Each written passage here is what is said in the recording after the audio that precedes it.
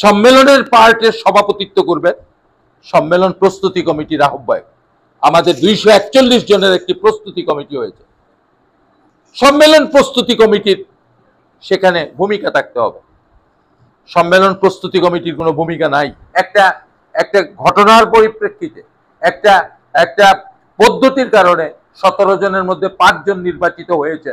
কাজে এটা ভাববেন না আপনারাই সবকিছু, সকলকে নিয়ে আপনাদের কাজ করতে হবে। আমি এও তাদেরকে বলেছি একটি বিভিন্ন গ্রুপিং ছিল, আপনাদের চেষ্টা থাকবে গ্রুপিং গুলোকে শেষ করার। আমরা এক গ্রুপ থাকবো, সেই গ্রুপের নাম হবে বিএনপি। আমাদের এক নেতা থাকবে, সেই নেতার নাম হবে দেশনেত্রী খালেদা জিয়া।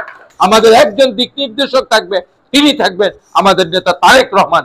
এর বাইরে কোনো ব্যক্তি, কোনো কারোর ইচ্ছা, অমুকের মানুষ তমুকের মানুষ, এগুলোকে কবর দিয়ে বিএনপির ঝান্ডাকে আপনারা উড্ডীন করবেন, এ কথা আমি স্পষ্ট করে বলেছি। আমি এও বলেছি এই দলটাকে রাজনৈতিক দলে পরিণত করবেন, দলটাকে অর্থনৈতিক জোচ্চুরি বাটপারি টাকার লেনদেন এগুলো যাতে না হয়, এগুলো বন্ধ করবেন, এই কথা আমি তাদেরকে বলেছি। সম্মেলন এই কর্মসূচিটা 2টা পার্টে হয়েছে। একটা পার্ট হচ্ছে সম্মেলন, সম্মেলন হচ্ছে মিলন মেলা। সকল শ্রেণী পেশার মানুষ, দলের সর্বস্তরের মানুষরা মিলন মেলায় অংশগ্রহণ করে দলটাকে এগিয়ে নেবে, এই হচ্ছে একটা পার্ট সম্মেলন। আরেকটা পার্ট হচ্ছে নির্বাচন। নির্বাচনে 923 জন কাউন্সিলর ভোট দিয়ে তারা নির্বাচিত করবে। খুব সঙ্গত এবং স্বাভাবিক।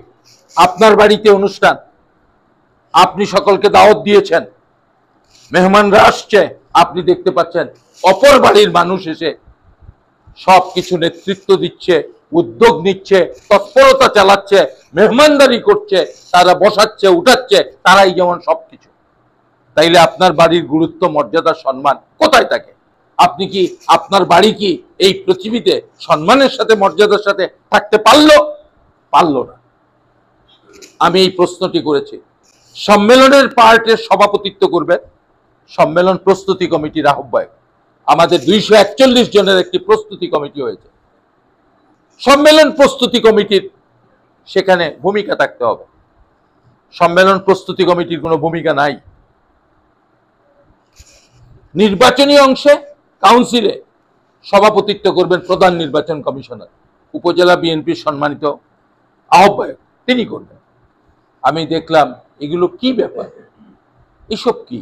আমি আমার নিজের বিষয়টি নিয়ে কথা বলবো আজকে, আমার বিষয়টি নিয়ে আমার ওখানে কথা বলা, এটা কি সমীচীন হবে? এটা কি যথাযথ হবে? এই জন্য আমি অনেক চিন্তা ভাবনা করেছি। আমি আমার জেলার নেতৃবৃন্দকে দোষারোপ করি নাই। আমি বলেছি জেলার নেতৃবৃন্দরা যে সিদ্ধান্ত নিয়েছেন তারা ঠিক আছে, মেনে চলতে হবে। কিন্তু এই প্রশ্নটি থাকে না, একটা সম্মেলন প্রস্তুতি কমিটি সম্মেলন আহ্বান করেছে, আপনি জেলার নেতৃবৃন্দ আপনি বিবেচনায় নেবেন না? সম্মেলন প্রস্তুতি কমিটির ভূমিকা আপনি ভাববেন না? কেন ভাববেন না আপনি? আজকে সম্মেলন প্রস্তুতি কমিটির সকলকে আমি কি বলবো, এই সম্মেলন প্রস্তুতি কমিটি 241 জনের, এটা 241 জনের সম্মেলন প্রস্তুতি কমিটি নয়, এটা কুলাউড়ার 5 লক্ষ মানুষের প্রতিনিধিত্বকারী সম্মেলন প্রস্তুতি কমিটি। এটা বিএনপির কোন এক ইউনিয়নের বিষয় নয়, 13টি ইউনিয়নের মানুষের বিএনপির কর্মী সমর্থকদের সম্মেলন প্রস্তুতি কমিটি।